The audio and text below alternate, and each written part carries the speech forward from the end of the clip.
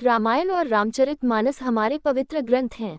तुलसीदास जी ने श्री राम को ईश्वर मानकर रामचरितमानस की रचना की है, किंतु आदिकवि वाल्मीकि ने अपने रामायण में श्री राम को मनुष्य ही माना है।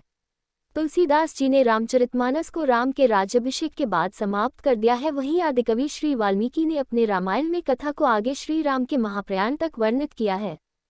महाराजा दशरथ ने पुत्र प्राप्ति हेतु यज्ञ आरंभ करने की ठानी।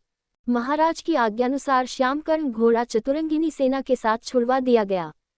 महाराज दशरथ ने समस्त मनस्वी, तपस्वी, विद्वान ऋषि मुनियों तथा वेदविज्ञ प्रकांड पंडितों को यज्ञ संपन्न कराने के लिए बुलावा भेज दिया। निश्चित समय आने पर समस्त अभ्यागतों के साथ महाराज दशरथ अपने गुरु वशिष्ठ जी तथा अपने परम मित्र अंग देश के अधिपति लोभपात के जामाता ऋग ऋषि को लेकर यज्ञ मंडप में पधारे। इस प्रकार महान यज्ञ का विधिवत शुभारंभ किया गया।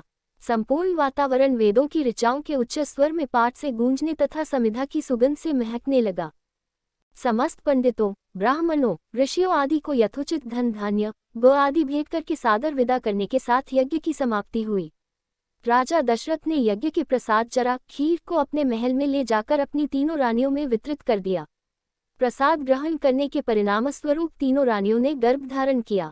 जब चैत्र मास के शुक्ल पक्ष की नवमी तिथि को पुनर्वसु नक्षत्र में सूर्य, मंगल, शनि, बृहस्पति तथा शुक्र अपने अपने उच्च स्थानों में विराजमान थे, कर्क लग्न का उदय होते ही महाराज दशरथ की बड़ी रानी कौशल्या के गर्भ से एक शिशु का जन्म हुआ, जो कि नील वर्ण, चुंबकीय आकर्षण वाले, अत्यंत तेजोमय, परम कांतिवान तथा अत्यंत सुंदर था।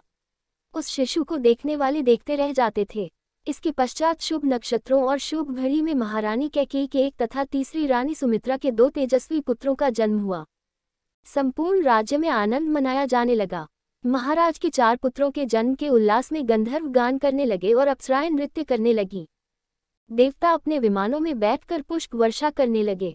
महाराज ने उन्मुक्त हस्त से राजद्वार पर आए भार, चारण तथा आशीर्वाद देने वाले ब्राह्मणों और याचकों को दान दक्षिणा दी।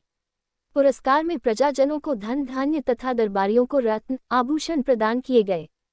4 पुत्रों का नामकरण संस्कार महर्षि वशिष्ठ के द्वारा किया गया तथा उनके नाम रामचंद्र, भरत, लक्ष्मण और शत्रुघ्न रखे गए।